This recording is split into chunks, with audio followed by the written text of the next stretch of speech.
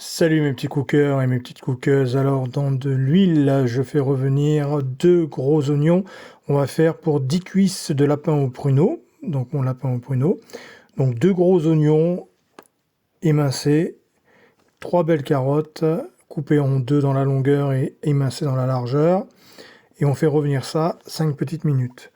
Ensuite je mets pas mal de pois de pruneaux. Donc je mets à peu près 900 g de pruneaux. Et je fais bien revenir tout ça. Voilà. Donc, on fait bien revenir.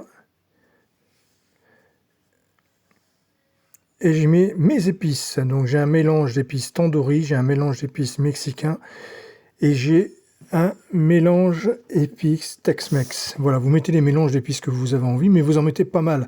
L'important, c'est que ce soit bien relevé, d'accord? Un peu comme une tagine, en fait.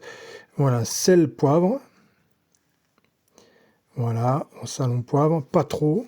Voilà. On déglace avec un bon grand verre de vin blanc. Vous pouvez même mettre une demi-bouteille si vous voulez. Vous laissez réduire un petit peu, mais vous gardez quand même du vin blanc. Vous ne faites pas réduire à sec. Ça donne toujours un bon petit goût à la sauce. Et là, je verse 1,5 litre de bouillon de volaille.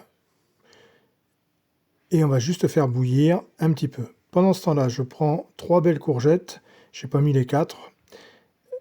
Enfin, si, j'en ai mis 4, puisque j'en avais déjà coupé une, pardon. Et on les coupe en 2 dans la longueur, et après on émince des morceaux de courgettes. Vous allez voir, c'est en 2 étapes, en fait. Je les cuis au four. Et là, je mets mes cuisses de lapin. Je vais les saler, les poivrer. Je les mets dans un plat au four, donc un plat assez haut, quand même, pour pouvoir mettre la sauce après dessus. Donc voilà. Donc je sale bien et je poivre bien. Je les fais pas revenir, on aurait pu les marquer dans une poêle, mais j'ai pas envie de les faire revenir. C'est très bon comme ça reste bien pas sec du tout. Je prends du bon curry et je vais bien mettre du curry en plus dessus. Donc vous voyez, c'est quand même pas mal épicé, mon lapin au pruneau. Mais franchement, c'est comme ça que c'est bon. Donc je mets bien du curry partout. Je vais mettre mes courgettes, voilà, par-dessus. Et ensuite, je vais mettre toute la préparation qu'on a faite avec le bouillon de volaille tout à l'heure, les petits oignons, les carottes. Je vais mettre bien sûr des raisins secs de partout. Et je vais couvrir avec mon bouillon, enfin ma sauce, voilà. Et ensuite, je mets mon four à 180 degrés et je vais les laisser 50 minutes à 180 degrés, four chaud bien évidemment.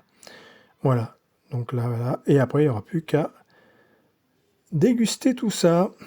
Vous pouvez même peut-être laisser 55, 1 heure, c'est pas gênant si vous laissez 1 heure. Elles seront un peu plus confites, les légumes un peu plus cuits, mais c'est tout. Voilà, entre 50 et 1 heure à 180 degrés, pardon. Voilà, allez, on va enfourner. Et voilà, c'est cuit 50 minutes plus tard. Regardez comme c'est tout mignon. Il y en a un bon jus qui est bien sirupeux, qui est parfait. Les petits légumes sont cuits.